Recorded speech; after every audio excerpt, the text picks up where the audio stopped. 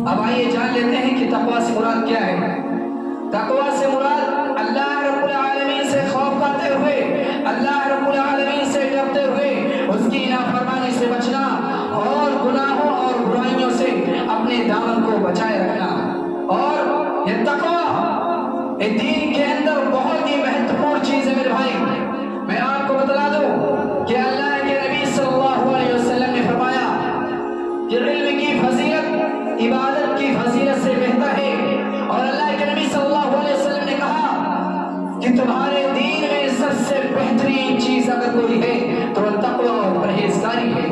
اور اسی طریقے سے ایک مرتبہ اللہ کے نبی صلی اللہ علیہ وسلم سے سوال کیا گیا۔ اللہ کے نبی صلی اللہ علیہ وسلم سے پوچھا، صحابہ کرام نے عرض کیا کہ اللہ کے نبی صلی اللہ علیہ وسلم آپ ہمیں بتلائیں وہ کون سی چیز ہے جو ہمیں کل قیامت کے دن سب سے زیادہ جنت کے اندر لے کر جائے گی۔ اللہ کے نبی صلی اللہ علیہ وسلم نے اپنے صحابہ کرام سے کہا، اے میرے صحابہ، جنت میں جو چیز سب سے زیادہ لے کر جائے گی انسان کو، اللہ کے نبی صلی اللہ علیہ وسلم نے کہا تقوی اللہ و حسن الخلق، یعنی اللہ رب العالمین کا تقوی اختیار کرنا اور اچھا اخلاق کا ہونا۔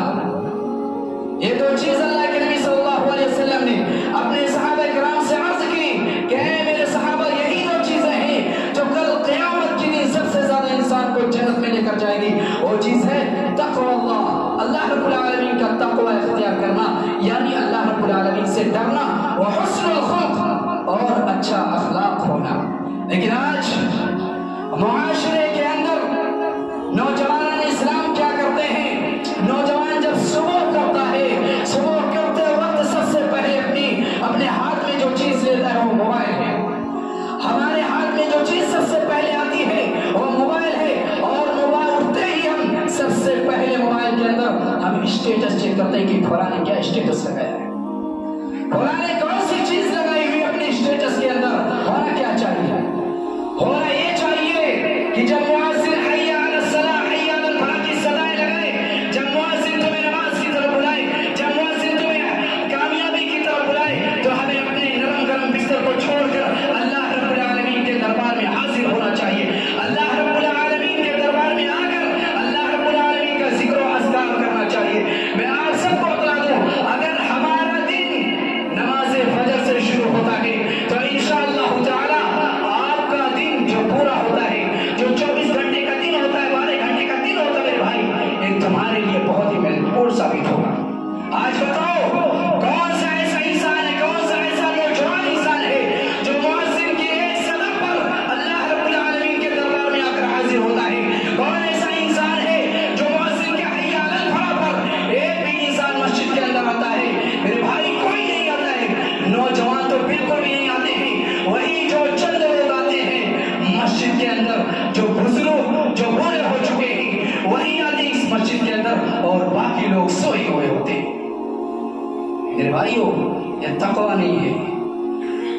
حالانکہ ہمیں یہی کرنا چاہیے کہ جب مؤذن ہمیں بلائے نماز کی طرف، کامیابی کی طرف، تو ہمیں مسجد کے اندر آنا چاہیے، نماز فجر کو ادا کرنا چاہیے۔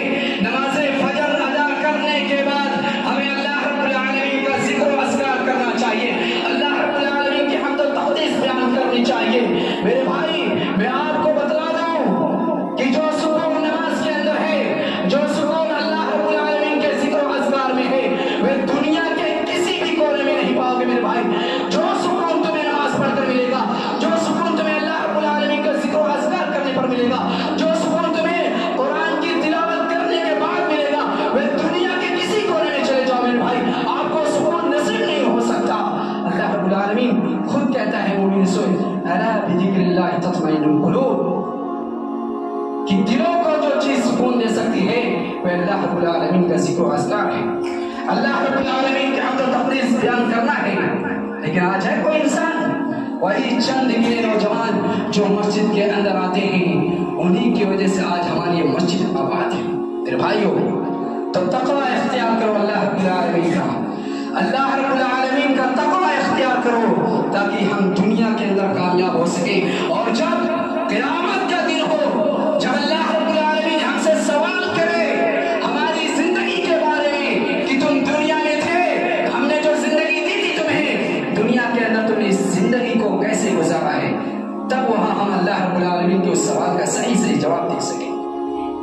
پھر بھائیو، اور دوسری چیز جو اللہ کے نبی صلی اللہ علیہ وسلم نے کہا حدیث کے اندر، وحسن الخلق، اچھا اخلاق کا ہونا۔ اگر ہمارے اندر اچھا اخلاق نہیں ہے تو ہم کامیاب نہیں ہو سکتے میرے بھائی۔ کیوں؟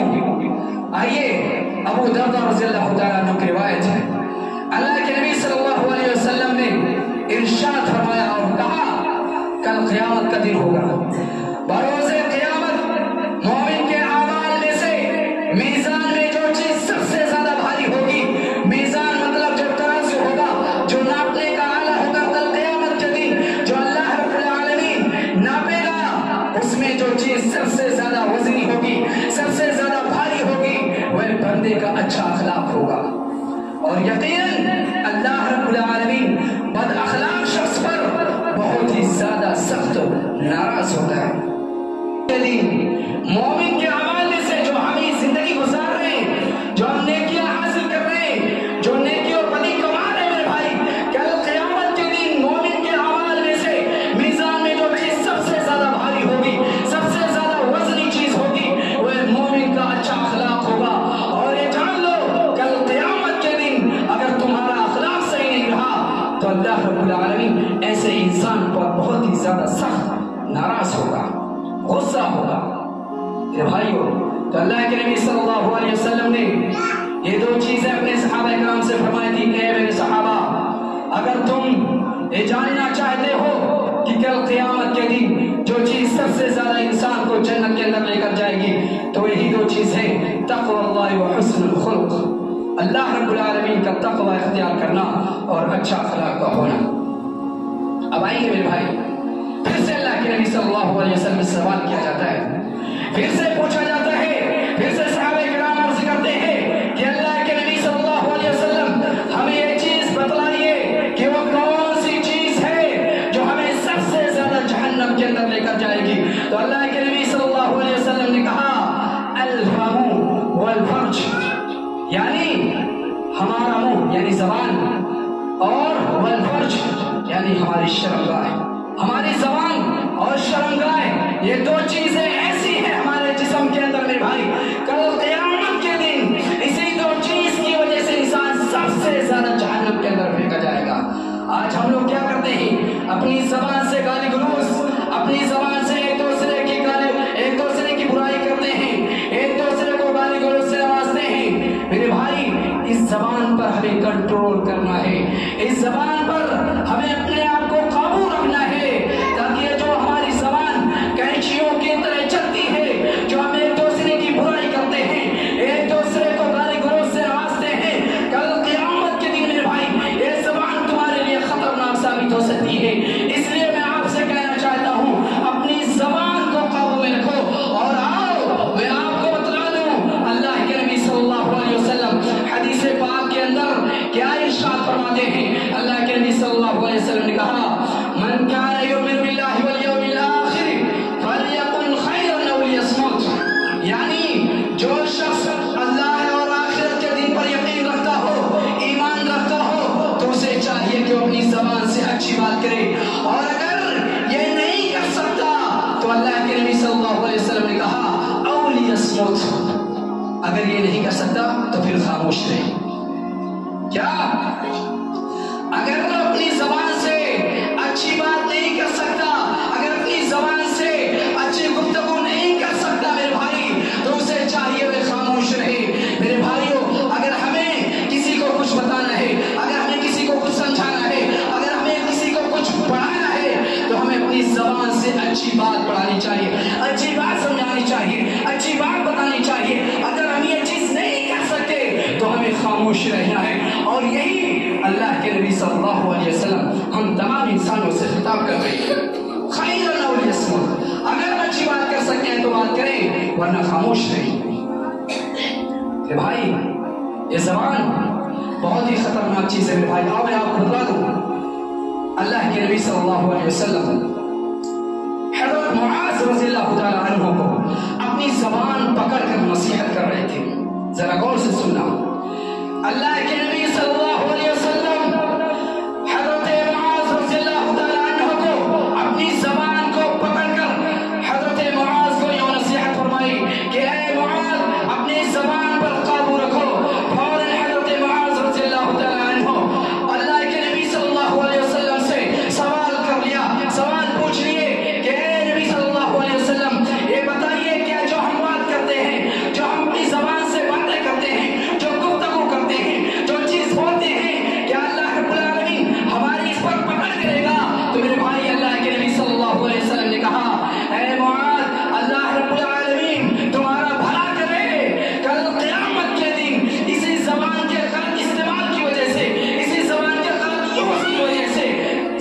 زیادہ عہدے وہ جہنم کے اندر پھینکے جائیں گے، سب سے زیادہ۔ میرے بھائیو، اللہ رب العالمین، اللہ کے نبی صلی اللہ علیہ وسلم کا اپنی زبان کو پکڑ کر نصیحت کرنا، یہ سمجھ لیجئے کہ میرے بھائی یہ بہت ہی خطرناک چیز ہے۔ آپ کو پتا ہے، آپ جانتے ہوں گے کہ انسان اپنی زبان سے گالی گلوچ کرتا ہے، گالی گلوچ سے نوازتا ہے، دوسروں کی برائیاں کرتا ہے۔ اور آپ لوگوں نے ایک کہاوت سنی ہوگی کہ انسان کو اگر ڈنڈے سے مارا جائے تو اس کا جو زخم ہوتا ہے وہ بھر جاتا ہے، لیکن زبان سے دیا ہوا زخم وہ زندگی بھر نہیں بھرتا۔ اس لیے میرے بھائی اپنی زبان پر قابو رکھو، اپنی زبان کو کنٹرول میں رکھو۔ اور بھی حدیث ہے میرے پاس، میں آپ کو بتا دوں، کل قیامت کے دن، بروز قیامت، رتبے کے اعتبار سے اللہ رب العالمین کے نزدیک سب سے برا شخص کون ہوگا؟ سب سے برا شخص۔ اور میں آپ کو بتا دوں میرے بھائی، کل قیامت کے دن بروز قیامت سے سب سے برا شخص اللہ رب العالمین کے نزدیک وہ ہوگا کہ جس کی زباداری کی وجہ سے لوگ اس سے دور رہیں یا بچتے رہیں۔ ایسے لوگ پائے جاتے ہیں قریے کے اندر، گاؤں کے اندر اور معاشرے کے اندر، ایسے لوگ پائے جاتے ہیں کہ اگر کوئی انسان برا ہوتا ہے، ایک انسان سوچتا ہے کہ اگر میں فلاں کے پاس جاؤں گا اور میں اس سے گفتگو کروں گا، باتیں کروں گا، تو ہمیں وہ برا بھلا کہے گا، ہمیں وہ گالی گلوچ سے نوازے گا، ابھی ہمیں اپنی زبان سے ہمیں ٹھیس پہنچائے گا۔ اگر میرے بھائی اس کی وجہ سے وہ انسان بچ رہا ہے، اس کی زبانی کی وجہ سے وہ اپنی زبان پر کنٹرول نہیں کرتا ہے، لوگوں کو برا بھلا کہتا ہے، وہ انسان جو اپنی زبان دانی کی وجہ سے کل قیامت کے لیے سب سے برا شخص ہوگا اللہ رب العالمین کے نزدیک۔ میرے بھائی ہم اپنی زبان سے ایک دوسرے کو برا بھلا کہتے ہیں، کہہ کون رہی ہے؟ ہماری زبان کہہ رہی ہے۔ گالیاں کون دے رہی ہے؟ ہماری زبان گالیاں دے رہی ہے۔ اور لڑائی جھگڑے کون کر رہی ہے؟ میرے بھائی ہماری زبان لڑائی اور جھگڑا کر رہی ہے۔ لیکن نتیجہ کیا ہو رہا ہے؟ نتیجہ یہ ہو رہا ہے کہ زبان کی وجہ سے پورے جسم کو سزا بھگتنا پڑ رہا ہے، پورے جسم کو سزا دی جا رہی ہے۔ یہی وجہ میرے بھائی جب انسان سلوک کرتا ہے، یہ جسم کے سارے اعضاء زبان کے سامنے اپنی عاجزی کا اظہار کرتے ہیں اور کہتے ہیں کہ اللہ رب العالمین سے ڈرا کر، کیونکہ اگر تو سیدھی رہے گی تو ہم تمہارے ساتھ سیدھے رہیں گے، اور اگر تو ٹیڑھی ہو گئی تو ہم تمہارے ساتھ ٹیڑھے ہو جائیں گے۔ یعنی جو کچھ زبان سے ہم بولتے ہیں، کرتے ہیں، تو میرے بھائی اس کی وجہ سے پورے جسم کو سزا ملتی ہے، اس کی وجہ سے پورے جسم کو سزا بھگتنا پڑتا ہے۔ اس لیے میرے بھائی اپنی زبان کو قابو میں رکھا کرو۔ تو اللہ کے نبی صلی اللہ علیہ وسلم سے جو سوال کیا گیا، تو کون سی چیز ہے جو سب سے زیادہ انسان کو جہنم کے اندر لے کر جائے گی؟ تو اللہ کے نبی صلی اللہ علیہ وسلم نے ان میں سے پہلی چیز جو بتائی تھی وہ ہماری زبان یعنی الفم، اور دوسری چیز بتائی وہ الفرج یعنی شرمگاہ۔ یعنی ہمیں زبان کے ساتھ ساتھ اپنی شرمگاہ کی بھی حفاظت کرنی ہے۔ یہ دو چیز سب سے زیادہ جہنم تک لے کر جائے گی۔ اس لیے میرے بھائی زبان کے ساتھ ساتھ ہمیں اپنی شرمگاہ کی بھی حفاظت کرنی ہے۔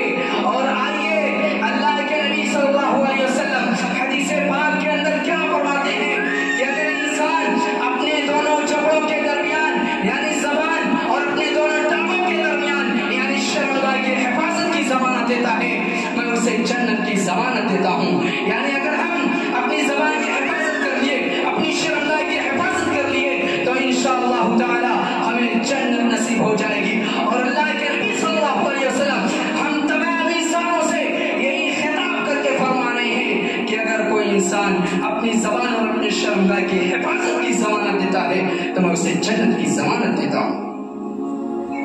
میرے بھائیوں، میرے کہنے کا جو مطلب ہے وہ یہ ہے کہ ہمیں زبان کے ساتھ ساتھ اپنی شرمگاہ کی بھی حفاظت کرنی ہے۔ اور جو میں نے پہلی چیز بتلائی کہ اللہ رب العالمین کا تقوی اختیار کرنا اور اپنے اندر اچھا اخلاق پیدا کرنا، یہ دو سوال کیے گئے کہ اللہ کے نبی صلی اللہ علیہ وسلم سے، وہ کون سی چیز ہے جو انسان کو سب سے زیادہ جنت میں لے کر جائے گی؟